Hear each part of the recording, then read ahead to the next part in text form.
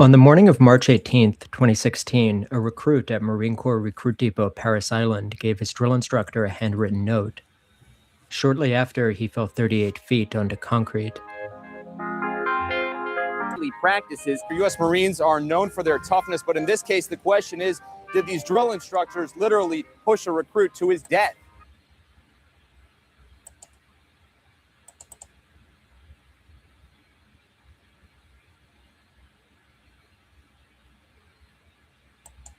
Front of the court-martial for a Marine Corps drill instructor is facing charges of cruelty and maltreatment. The defense argued that any actions taken were within his realm of duties as a drill instructor. The circumstances surrounding this quickly became a source of outrage in the active duty military and veterans community. For many of them, it was proof of something they have always known. The Marine Corps had gone soft. Oof.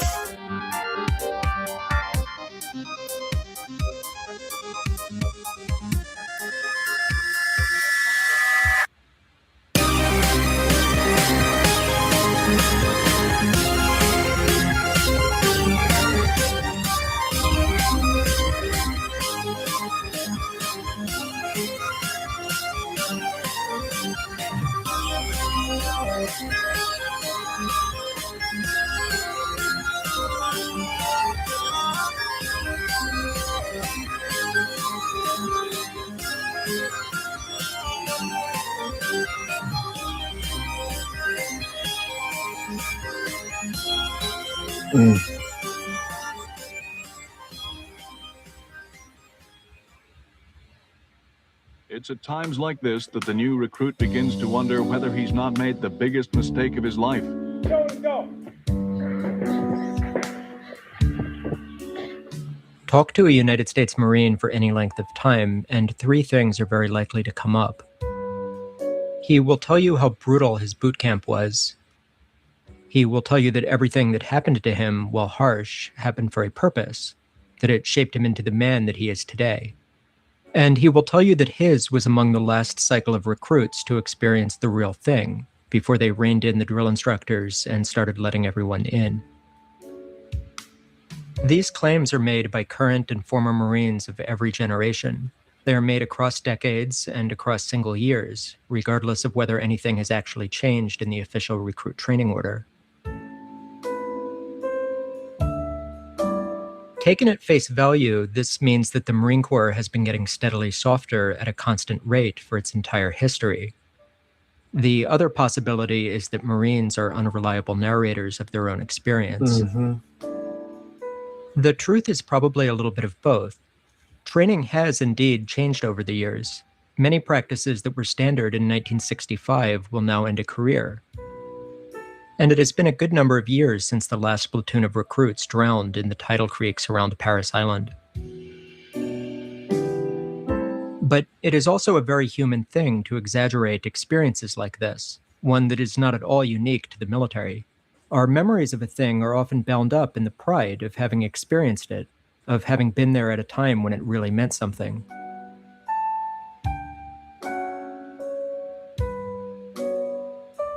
And for Marines, the pride is not entirely misplaced. Whatever has changed over the years, Marine Corps Boot Camp remains one of the longest and most demanding basic military training programs in the world. For the recruits who sign up for it, it will be the first major challenge of their lives that they undertook and completed voluntarily. It will almost certainly be the most interesting and consequential thing that has happened to them up until that point, and will remain near the top of that list for many years to come. So when a Marine exaggerates about his boot camp, he is not lying. He is telling the truth as he remembers it, and protecting something that matters a lot to him. I bring all of this up because the instinct that makes a Marine fondly exaggerate his boot camp experience is the same instinct that lets him read a headline about a dead recruit and a drill instructor convicted of abuse, and conclude that the only problem... So I'm here watching the second part of this video, and there's something about it that is so intimate, so profound, you know, it's an experience that I lived. And the way this guy talks about it, I mean, my goodness. He talks about it in a way that it's probably the most sincere I have ever heard anybody talk about the Marine Corps. Watching and lurking.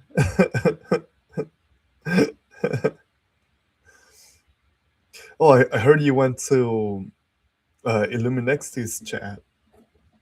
How do you like it?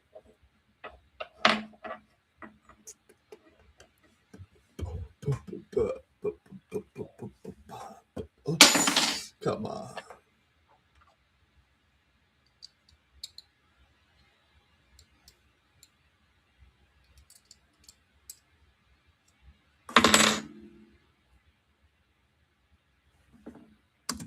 Was that the recruit was too weak to have been there in the first place.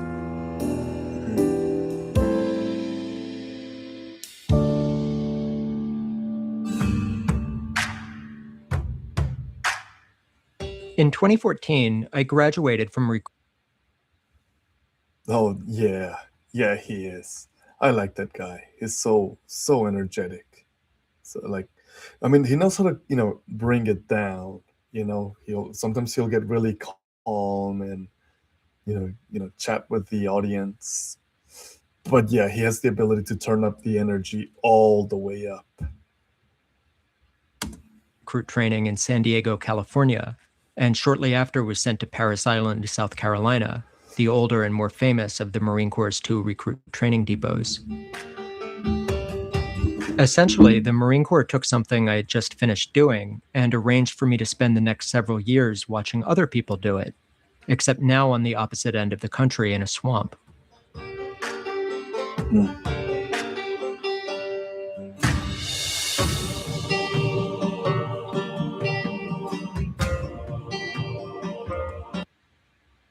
The next thing you know, boom. Let me tell you one thing. Having been in the Marine Corps, he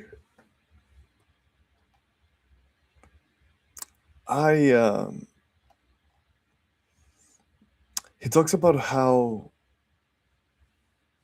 once he talks about how we excuse a lot of the behaviors within the Marine Corps, and that we are most Marines think that the Marine Corps has gone soft, and that's my camp. I live there. That's where I come from. I think Marines are soft. The Marine Corps is too. But he has a different perspective, and it's a very interesting perspective, But I will explain why I feel the way I feel. 2 recruit depots could not be any less alike, and Marines will frequently argue about which training environment is worse for recruits. Obviously, in my mind, there is no question that it is Parris Island. No, it's San Diego. He's wrong. MCRD San Diego sits just next to the airport of a major American city in a state famous for its comfortable weather. Parris Island is, as the name suggests, an island, or near enough to one. It is a flat stretch of coastal wetland, surrounded on all sides by tidal creeks and salt marsh, connected to the mainland by a single causeway. How you doing, Laura? But yeah, the San Diego is the hardest one. Heat index runs well over 100 degrees for a good chunk of the year, and the marshes breed mosquitoes and sand fleas in enormous numbers, which recruits are expected to endure while standing outside and at the position of attention for hours at a time. Yeah, but I guarantee you they exaggerate the mosquito stuff. As unpleasant as it is to be a recruit on Parris Island, it is a much lousier place to be stationed permanently. The base has a working population of a few thousand, and it functions a bit like a small company town built around a single factory, in which everything is arranged around the production of Marines. Yep. Marine Corps training is a factory that churns out Marines. Machines.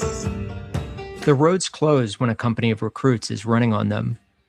The Marine band plays the same graduation ceremony each week. Photographers shoot the same handful of training events every day, and the general atmosphere is a lot like being stuck in a time loop. You see the same faces at the gym and at the chow hall or PX, and after a few weeks, there's hardly anyone on base you cannot recognize. The only exception, of course, are the recruits. 18,000 of them come through in a year. Every week, one company graduates and another arrives. Recruit training is a strange thing to witness from the outside. After a while, you start to realize how little of it is what it appears to be. The recruit believes that he is undergoing a grand trial designed to separate the weak from the worthy. He believes he is being studied and tested at every moment to determine whether he has what it takes to become a Marine. His recruiter has assured him that everything in boot camp has a purpose, that even the things which seem arbitrary or pointless are all part of a finely tuned system of... That's so awesome. His recruiter has assured him that everything in boot camp has a purpose, that even the things which... This is part of the Crucible. You know, these little games that you play, everybody gets on two sticks and they walk in unison. It's all nonsense. But yeah, I felt that way. You know, when I went to Marine Corps boot camp, I felt like I was being transformed. Like it was changing my life. It wasn't. Seem arbitrary or pointless are all part of a finely tuned system of psychological conditioning to transform a civilian into an elite warrior.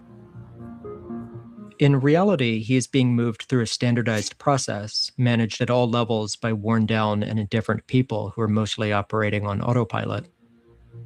The process is designed to teach him the bare minimum that he will need to function inside of an institution that will frequently require him to deal with things he finds unreasonable or unpleasant.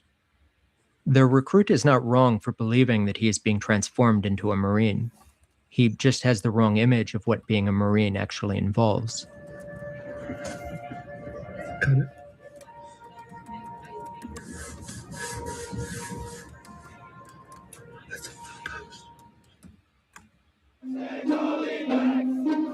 Stand tall, lean back.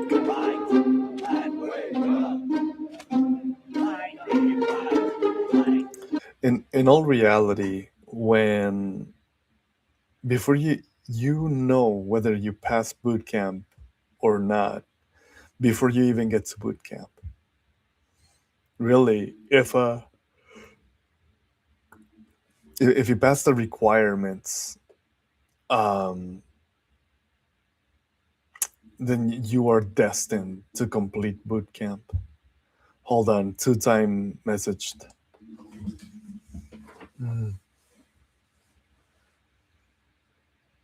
Oh.